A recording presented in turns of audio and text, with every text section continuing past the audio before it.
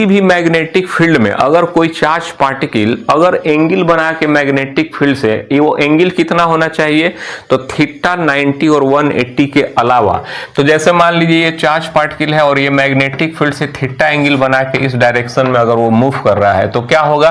तो यहाँ पे इसका देखिए दो कंपोनेंट हो जाएगा। तो यहाँ पे इस कंपोनेंट को अगर हम लोग एक्स एक्सिस के तरफ लें तो भी cos थीटा होगा, और इसका अगर y कंपोनेंट ले तो भी sin थीटा होता है।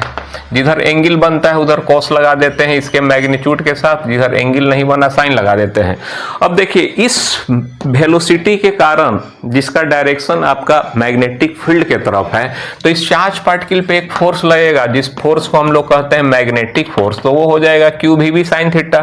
तो भी के जगह आप एक्चुअल में फॉर्मूला आपका होता है क्यू भी sin थीटा, लेकिन यहाँ पे अगर मैग्नेटिक फोर्स हम लोग निकाले तो ये देखिए हो जाएगा क्यू। अब भी के जगह आपको इतना लेना होगा तो ये भी cos थीटा अगर कर दें, और ये बी मैग्नेटिक फील्ड है, तो अब देखिए भी और बी का डायरेक्शन, भी ये हो गया बी इधर हो गया, दोनों का डायरेक्शन सेम है, तो यहाँ पे साइन आपका एंगल 0 लेना होगा। चूंकि साइन 0 0 होता है इसलिए हम लोग ये टोटल क्या कह देंगे, फोर्स जो हुआ 0 हो गया।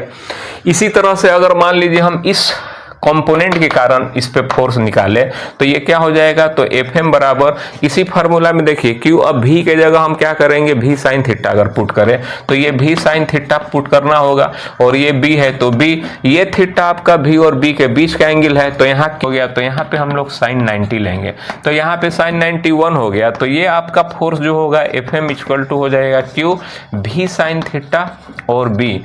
तो अब देखिए ये फोर्स इस कंपोनेंट के कारण इस चार्ज पार्टिकल पे क्या होगा, एक फोर्स लगेगा, जबकि इस कंपोनेंट के कारण इस पे फोर्स का मान हम लोग का क्या आया था 0। नतीजा होगा कि इस फोर्स के इस वेलोसिटी के कारण जो फोर्स लगेगा जो कि इसके मैग्नेटिक फील्ड के परपेंडिकुलर है, तो उस केस में ये चार्ज पार्टिकल जो होगा एक पाथ बना लेता है जिस पाथ मैग्नेटिक फील्ड के एलोंग होगा, और वो सर्कुलर पाथ में होगा इस तरह से, जो कि एक हेलिक्स जिसको हम लोग बोलते हैं। तो इस तरह से चार्ज पार्टिकल मूव करते हुए और मैग्नेटिक फील्ड के एलोंग जाएगा, यानी एक हेलिक्स पाथ बनाता है। जबकि हम लोग पीछे पढ़े हुए हैं कि मैग्नेटिक फील्ड में परपेंडिकुलर डायरेक्शन में अगर जाता है तो वहां पे क्या होता है, सर्कुलर पाथ बनाता है।